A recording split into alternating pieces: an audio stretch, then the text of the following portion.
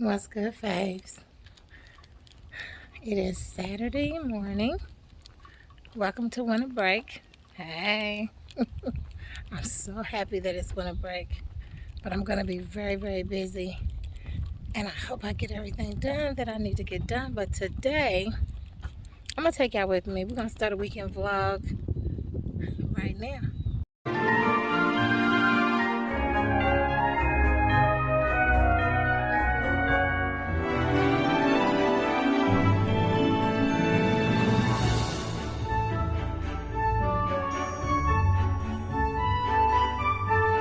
Alright guys, so it is 9:56.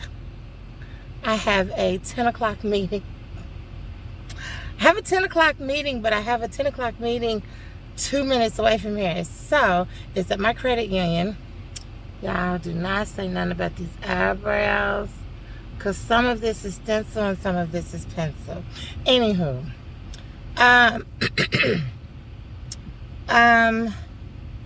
what was I saying? My lipstick be everywhere.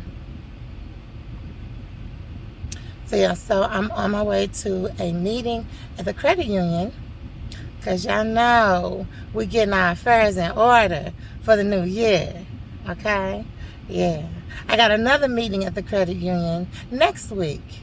My mama's not playing, honey. P.A.V.E is all over this thing, okay? The mood is move in 2023. That's the mood. So, I'm off to the credit union. After I leave the credit union, I'm whisking myself away to another P.A.V.E event. P.A.V.E, P-A-V-E, Parents Against Violence Engagement. I kind of showed y'all a little peek of P.A.V.E in my last vlog. Not the shopping haul, but I think the video before that. Anywho, today we're having an event, a full-out event, and you'll see a lot of us in these t-shirts that stand for P.A.V.E, okay? And I am now one of the newest members of P.A.V.E. I will be working and spearheading right along with the rest of the members, and of course our director, as we try to take the city back, trying to take our streets back. We're trying to make our city a safe community again. So we're putting our words to action. And that's what P.A.V.E is all about. Helping our parents.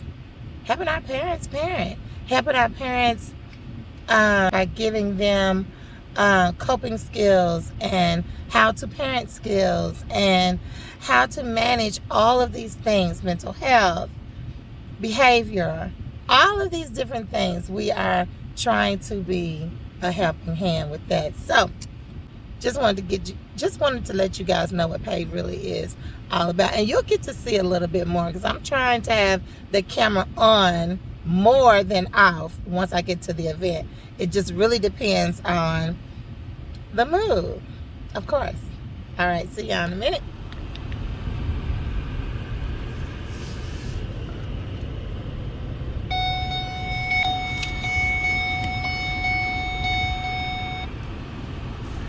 I was driving without my seatbelt, but I told y'all the ride was 2 minutes.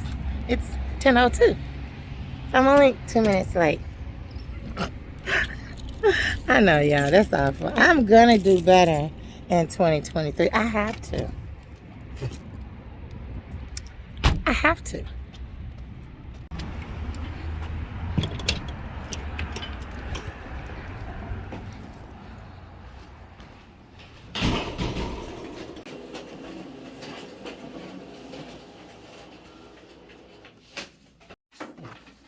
This document is called the Certificate of Beneficial Owners. All right. It takes this whole first page. You just say who has interest in your company. Okay. Okay.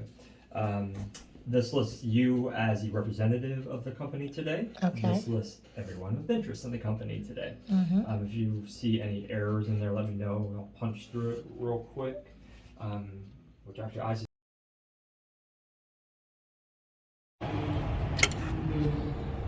In touch with you as we plan for 2023.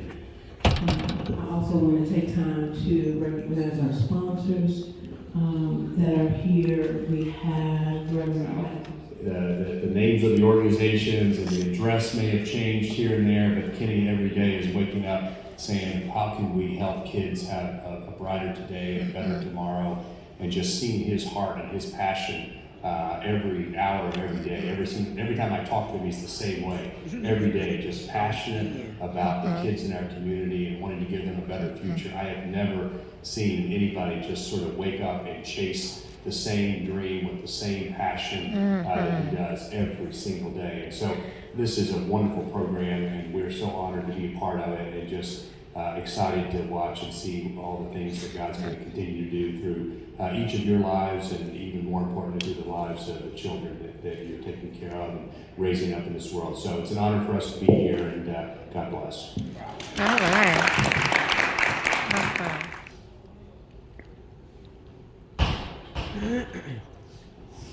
Again, my name is Shania Brewer, and Mr. King has brought me into P.A.V.E to basically, and it's hard because I'm a single mother of a 16-year-old. And Mr. King tells me every day, don't quit before the miracle happens. So I continue to come to P.A.V.E because I'm just looking and waiting for that miracle to happen.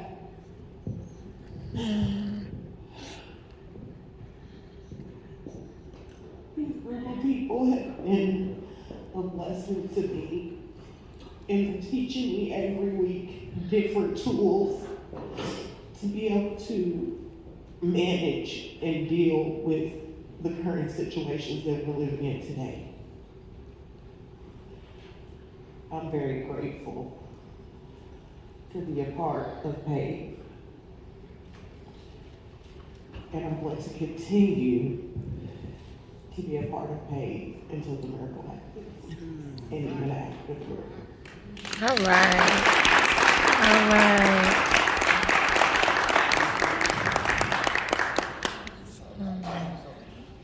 Until the miracle happens. That was powerful. That is a parent that's not letting go of her child.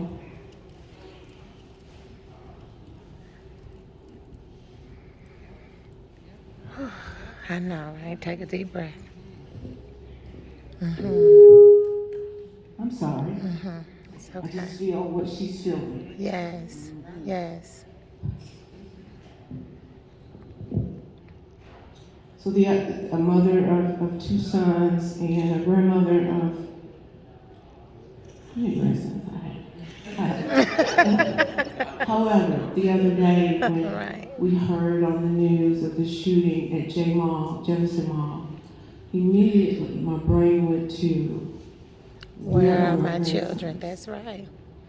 And so I started messaging, and gratefully they were all at work. And then it began to bother me that is the first thing that came to my mind. Where are my grandsons? And so how many other grandparents and parents, when they hear things like that? And so again, that is why P.A.V.E is here. To have an impact on our parents that will then trickle into their relationships with their children. Amen. The information is transferred. We desire to impact generations, as Reverend Smiley said. And so we've heard from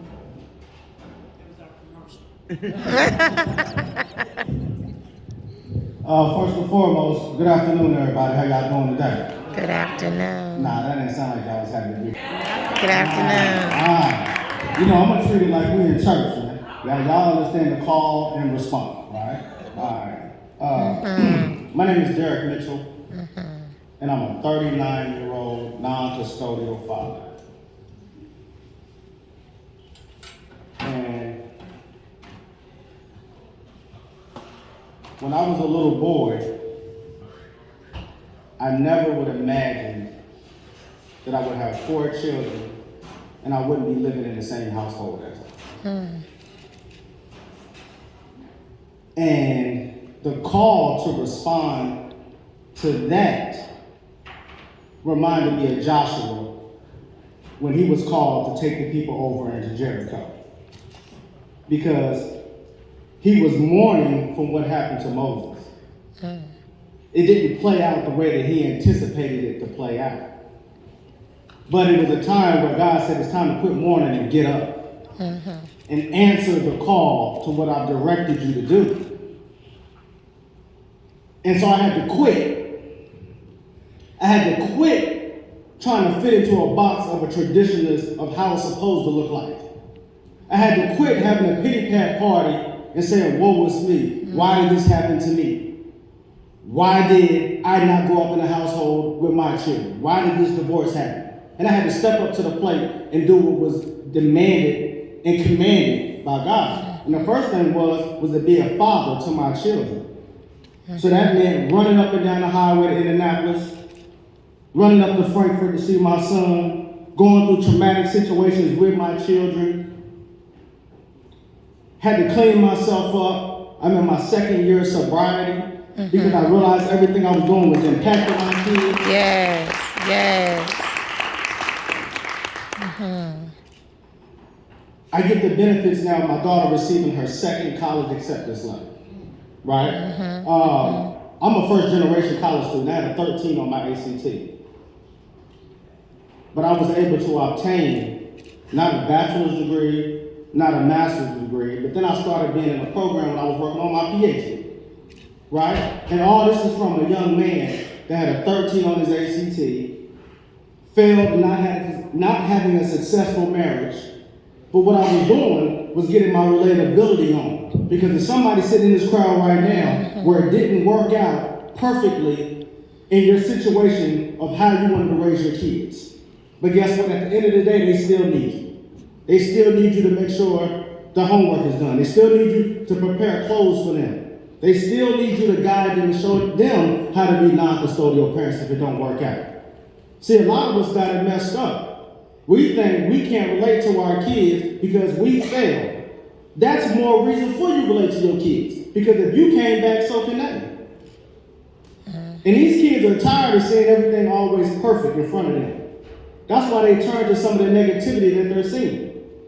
Because it attracts them what these people had to overcome. When they see what Lil Durk had to overcome. When they hear what Lil Baby had to overcome. When they hear what Young Boy had to overcome. What are you sharing with your kids about what you've overcome? That's the relatability piece, the connectedness that P.A.V.E has taught me. Be connected with my kids. That's why I dress the way I do. I don't care what nobody think about me. Because at the end of the day, it's about content and substance. I can look any way I want, but if I'm not relatable to my kids, I'm not helping them. And I'm trying to help my kids. Because at the end of the day, that's going to be the ones that stand over me and look at me in the funeral. I get along with their moms. My father was an electrician. My mother was an on and off secretary. And I had two siblings, an older brother and a younger sister. My parents still live in the same small ranch style home that my dad built when I was 4. And we grew up about 10 miles outside of Owensboro, out in the country.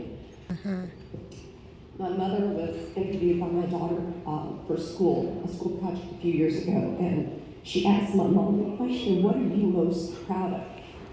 And my mother's answer was very simple and unexpected. My mom said, I'm most proud that I took my children to church. And I thank God that she did too, because I'm not sure where I would be if I hadn't, if she hadn't shown me where to go when I was suffering with life, raising 3 children and trying to keep them healthy. I've been given the power of hope and peace. I tell my children to this day that they have a superpower, and it's called prayer. I think about what you all have done here. That we can touch the artifacts. These artifacts are 17th century old artifacts made by Africans. And the reason I let kids touch it because I want to touch and feel who created it to look like them. And I want to touch and feel and realize people like us created this for the world that we saw. So it's a healing space. We all come together, pull the wounds of racism back, and treat it together. So today in the Sankofa experience, what we do, we've been pretty much everywhere doing the Sankofa. What I found out when I was very young is that America could always hear us singing. They couldn't hear us talking. So I combined the team to see a theatrical presentation of our history, the struggles of what we've been through. No matter what we've been through, we've always come through it. It's called Sankofa. First, we'll start with Africa. The majority of us came from West Africa. When you see these statues out here, they're from West Africa, Senegal, Nigeria, and places like this. Things that Africa was doing long before Europeans.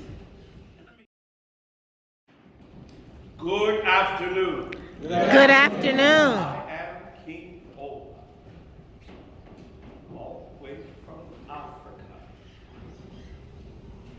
Here not because I wanted to be, here because I was stolen from what belonged to me. Go with me today as we journey through a music that belongs to our people. Then stripped of that music and made forced to embrace a song that we knew belonged. Songs like When Israel was in Egypt's land, that my people go. Oppressed so hard, couldn't stand, that my people go down, Moses, went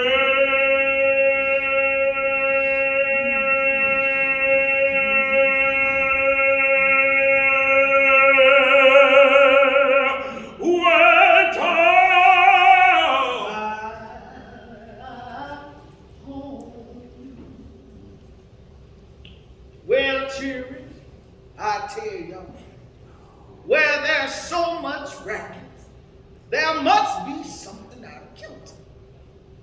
Now, between the women's of the North and the niggers of the South, they's all talking about they's rights. This here white man, he gonna be in a fix pretty soon.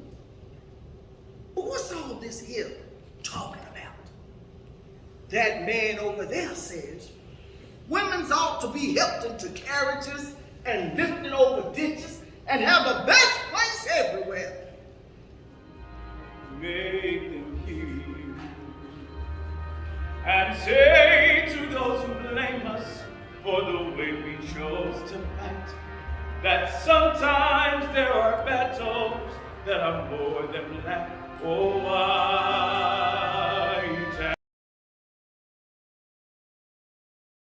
Hey y'all, so I love history. I love history. I love museums. I love to see real life, my past, my ancestry. I just love it. And so Black is amazing. Our history is amazing. This exhibit is called Big Mama's House. And you guys, that floor model TV. That china cabinet over there in the corner and that quilt speaks volumes to me. Also, all the framed pictures on the wall reminds me of my big mama. This exhibit was real. And here we have the greatest of all time, Muhammad Ali, who was a native of Louisville, Kentucky. And I think I'm walking up the steps now. I'm going to see more exhibits from Breonna Taylor. It's really important to understand the history of your city and to know where you come from. It's unfortunate that a young woman named Breonna Taylor, and I think that's George Floyd, and of course this is all about protest to progress.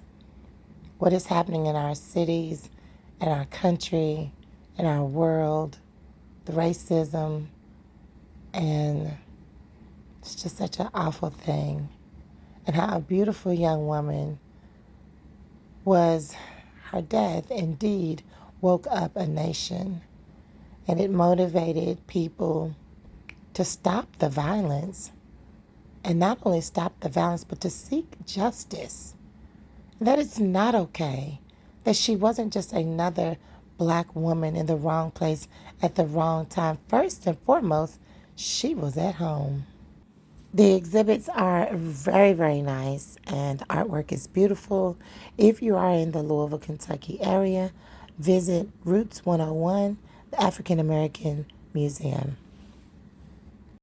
And you definitely want to learn more about your culture and more about your city. So there's a coffin there with a mirror in it.